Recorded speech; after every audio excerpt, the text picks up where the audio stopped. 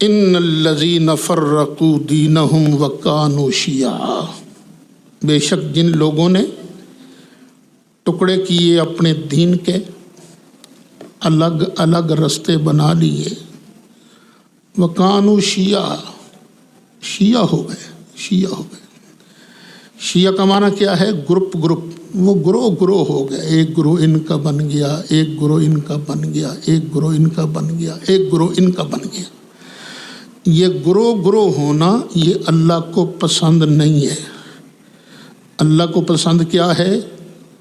ایک بن کے رہو، جس طرح کہ چوتھے پارے میں گزرا نہیں تھا، وَاعْتَصِمُوا بِحَبْلِ اللَّهِ جَمِيعًا۔ وہ ایک رستہ کون سا ہے؟ قرآن والا۔ اللہ کی رسی کو مضبوطی سے تھام لو، وَلَا تَفَرَّقُوا، اور الگ الگ نہ ہو۔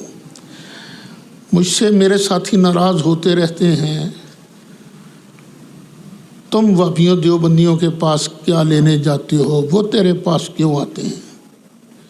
میں تو اسی حکم پر عمل کر رہا ہوں نا، کہ انہیں کہیں کہ آؤ بھئی جو ہمارے جھگڑے ہیں وہ سارے کے سارے قرآن کی روشنی میں ہم حل کر لیں۔ اگر جب تک قرآن کی روشنی میں مسائل حل نہیں ہوتے، یہ سن لیجیے، جب تک قرآن اور نبی کریم علیہ السلام کا واضح فرمان اس کے مطابق یہ لوگ ہمارے ساتھ نہیں ملتے، اس وقت دل نہیں ملیں گے۔ دل کب ملے گا؟ جب یہ قرآن پر آ جائیں گے۔ اور ویسے بھی ان کو غلط فہمی ہے،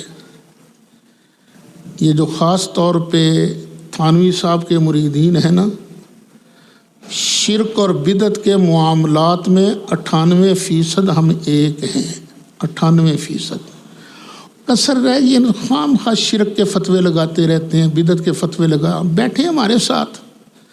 خدا کی قسم ہے، ہمارے اندر کوئی غلطی ہوئی تو ہم چھوڑ دیں گے، کیونکہ بخشوانا ہمیں نبی کریم علیہ السلام نے ہے، بخشنا مالک نے ہے، کسی اور نے نہیں بخشوانا۔ تو اس لیے بات بھی انہی کی مانیں گے جن کی بات ہمیں قبر میں فائدہ دے گی۔